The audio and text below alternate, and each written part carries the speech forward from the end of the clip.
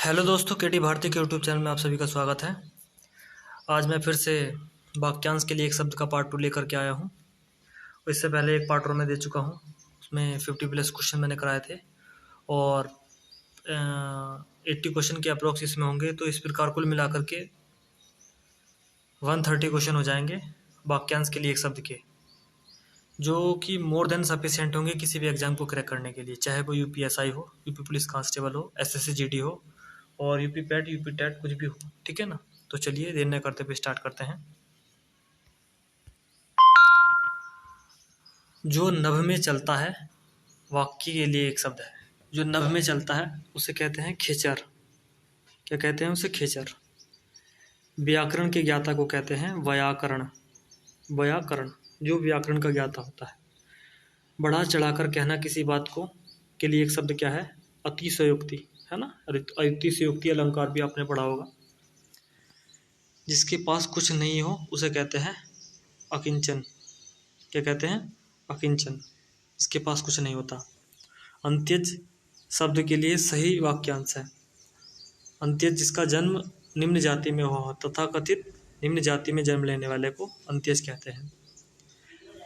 अनिश्चित जीविका के लिए एक शब्द है। अनिश्चित जीविका मतलब जिसकी जीविका का कोई निश्चित पता ना हो, उसे आकाशवृत्ति कहते हैं। डी सही होगा। चलिए नेक्स्ट देख लेते हैं।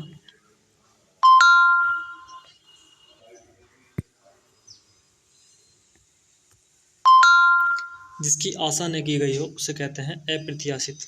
ठीक है ना। आशातीत नहीं लगाना है, अप्रत्याशित लगाना है। उपकृत शब्द के लिए सही वाक्यांश है उपकृत। जिस पर उपकार किया गया हो। ठीक है ना।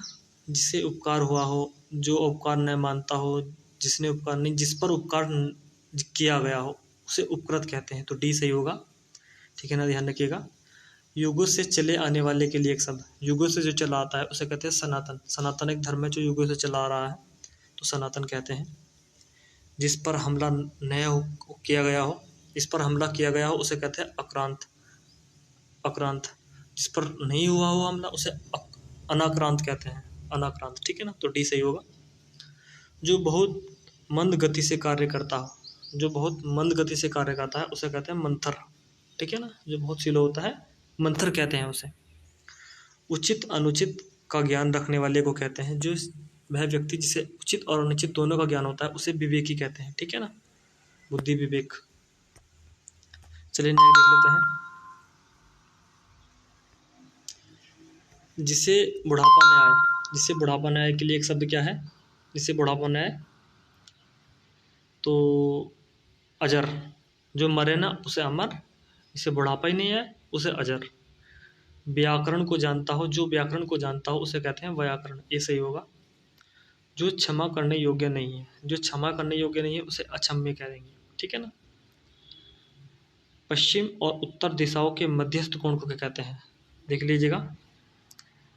उत्तर यह है नॉर्थ, यह है ईस्ट और यह है वेस्ट, यह है साउथ। ठीक है ना। तो इस कोण को वो पूछ रहा है, तो इस कोण को कहते हैं वायव्य। ठीक है ना। अगर इस कोण की मैं बात करूँ तो इसे कहते हैं निशान। ठीक है ना। निशान, ध्यान रखिएगा। निशान। और इसे कहते हैं वायव्य। उत्तर और पश्चिम के बीच के कोण को। ठीक है ना, ध्यान रखिएगा। तो चलिए नेक्स्ट देख लेते हैं। वायव्य हो गया। अपने कर्तव्य का निश्चय न कर सके उसे कहते हैं किम कर्तव्य विमूढ़। ठीक है ना। जो अपने कर्तव्य का निश्चय नहीं कर सकता किम कर्तव्य विमूढ़ कहते हैं। अनेक युगों से चले आने वाले को सनातन कहते हैं। ऐसा कवि जो तत्काल तत्काल रचना करता हो उसे कहते हैं आशु कवि। चलिए नेक्स्ट देख लेते हैं।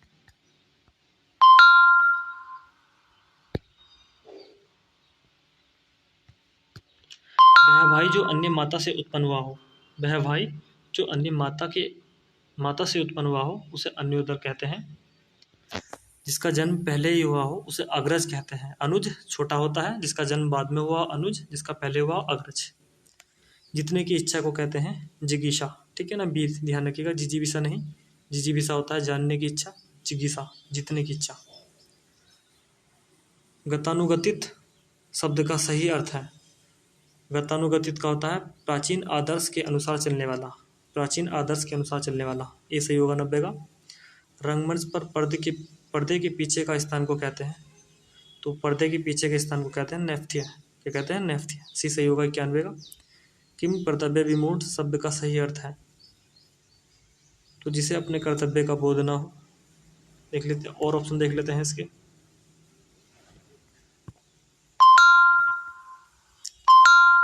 तो जो अपने जो अपनी कर्तव्य जो अपने कर्तव्य के प्रति सचेत हो, जो कर्तव्य विमुक्त हो, जो ये है जिसे ये नहीं है, ए सही होगा इसका। ठीक है ना, 92 का ए सही होगा। अंत्यज शब्द का अंत्यज में पहले ही बता चुका हूँ, जिसका जन्म निम्न कुल में हुआ हो। ठीक है ना, जिसका जन्म कहाँ हुआ हो? निम्न कुल में हुआ, उसे अंत्यज कहते हैं। ठीक है ना, ध्यान रखिएगा। तो देख लेते हैं नेक्स्ट। इसका होगा जिसका जन्म अछूत हुआ हो या निम्न कुल में हुआ हो, डी 92 का। चलिए नेक्स्ट देख लेते हैं। जो पूजा योग्य हो, जो पूजा योग्य हो उसे कहते हैं पूजनीय। पूजनीय, एक ध्यान रखिएगा, बर्थ नहीं देख लीजिएगा, डी बिल्कुल गलत होगा, ए सही होगा इसका। ठीक है ना। अब देखते हैं हम लोग। वह स्त्री जिसका पति परदेश से आने वाला हो उसे कहते हैं आगामी अस्यता पति का, अस्यत पति का, आगामी अस्यत पति का। ठीक है ना, डी सही होगा। जिसका कोई शत्रु पैदा नहीं हुआ, अजात शत्रु, कई बार आ चुका है। बहुज्ञ, बहुज्ञ शब्द का सही अर्थ है जो बहुत जानकार हो, जानने की इच्छा रखने वाला, जो अध्ययनशील हो। ये सब गलत होंगे। जो बहुत जानकार हो उसे बहुज्ञ कहते हैं।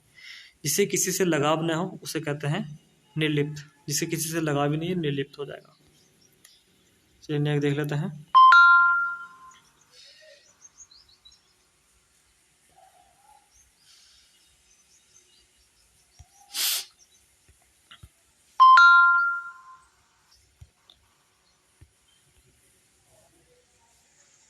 कृधन शब्द का सही अर्थ है, कृधंत का बताना है। तो जो उपकार को न मानता हो, जो किए गए उपकार को न मानता हो, तो 89 का बी सही हो जाएगा। जो कुछ जानने की इच्छा रखता हो उसे कहते हैं जिज्ञासु। ठीक है ना। जो बात लोगों से सुनी गई हो, जो बात लोगों से सुनी गई हो उसे कहते हैं किंवदंती। जो लोगों से सुनी हुई बात है उसे किंवदंती कहते हैं।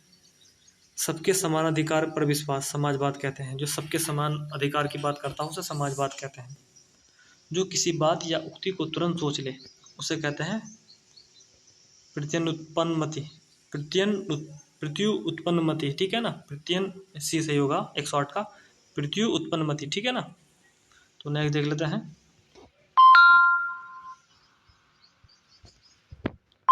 रजोगुण वाला, रजोगुण वाले को कहते हैं राजसिक। ठीक है ना, जिसमें रजोगुण होते हैं राजसिक कहते हैं। जिसकी आशा न की गई हो, जिसकी आशा न की गई हो उसे कहते हैं अप्रत्याशित।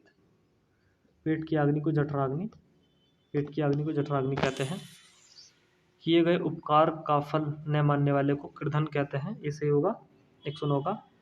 युद्ध की इच्छा रखने वाले का सही शब्द है युयुत्सु, सही है। लड़ाकू भी सही है, युद्धेच्छु भी सही है, तो ये सही भी सही हो जाएगा। 110 का डी सही होगा। निस्पृह का अर्थ है जिसे मतलब किसी प्रकार की इच्छा नहीं है, इच्छा रहित व्यक्ति निस्पृह कहलाता है। ठीक है ना। तो चलिए नेक्स्ट देख लेते हैं।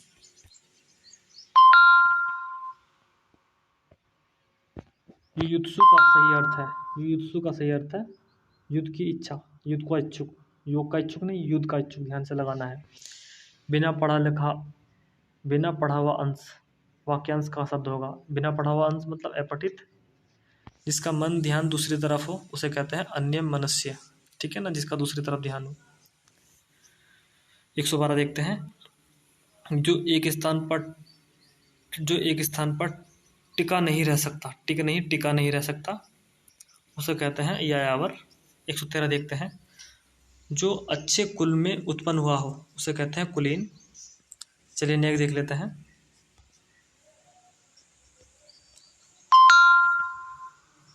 105 देख लेते हैं। जिसका जन्म पहले हुआ हो उसे कहते हैं अग्रज। जिसकी मति झट सोचने वाली हो उसे कहते हैं प्रत्यु उत्पन्न मति। ठीक है ना, जो एकदम सोच लेता है प्रत्यु उत्पन्न मति कहलाता है। भिन्न अर्थ वाला शब्द बताना है इसमें। आत्मजा, नंदनी, कन्या, भाया। तो कन्या, आत्मजा, ये सब क्या है, बेटी के होते हैं, लेकिन भाया पत्नी का होता है, ठीक है ना। तो भाया सही होगा इसका भिन्नर्थ। तो देखते हैं, निम्न कार्य में दूसरों के आगे बढ़ने की इच्छा अर्थ देने वाला, जो किसी कार्य को करने के लिए दूसरों को इच्छा प्रकट करे उसे कहते हैं प्रतिस्पर्धी। प्रतिस्पर्धी, ठीक है ना। जो देखने में प्रिय लगता हो उसे कहते हैं प्रियदर्शी। क्या कहते हैं, प्रियदर्शी भी सही होगा।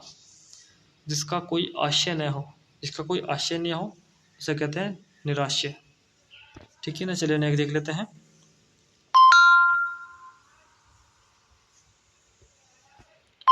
किए हुए को न मानने वाले को कहते हैं कृधन, जो किए हुए के न माने। मदिरा पीने वाले प्याले को कहते हैं चषक। ये वाला चषक सही होगा, ठीक है ना। नहीं, ये वाला बी वाला भी नहीं होगा सही, सब देख लीजिएगा, ये सब गलत है। तो डी सही होगा, चषक। जो स्त्री बंशीभूत है, जो स्त्री के बंशीभूत है, जो स्त्री के बंशीभूत है उसे कहते हैं स्त्रीण, ठीक है ना। तो डी सही होगा। देखिए 126 देख लेते हैं। पृथ्वी उत्पन्नमति कई बार आ चुका है। तो जिसकी बुद्धि नई नई बातें उत्पन्न नहीं, ये भी गलत है। जो तत्काल सोचकर उत्तर दे, जो तत्काल सोचकर उत्तर दे उसे कहते हैं पृथ्वी उत्पन्नमति, ठीक है ना। पार्थिव देख लेते हैं। पार्थिव का संबंध पृथ्वी से, जिसका संबंध हो, जिसका संबंध पृथ्वी से हो, पार्थिव। तो 127 का डी सही होगा। चलिए नेक्स्ट देख लेते हैं।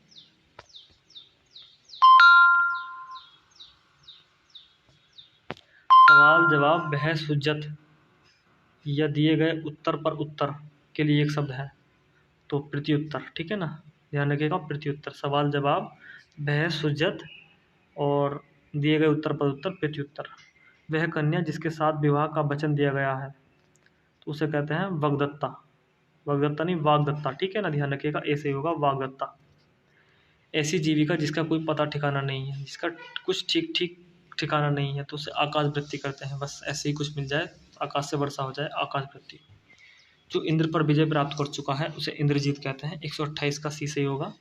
अच्छे कुल में पैदा को कुलीन कहते हैं। 129 का डी होगा। संख्या भाव मिश्रित अनुराग को कहते हैं, सभ्य भाव मिश्रित अनुराग को कहते हैं। उपयुक्त शब्द का चयन कीजिए। तो इसे कहेंगे हम प्रणय, ठीक है ना। तो ध्यान रखिएगा, प्रणय होगा इसका। सभ्य भाव मिश्रित अनुराग को कहते हैं प्रणय, तो डी सही होगा। नेक्स्ट देख लेते हैं।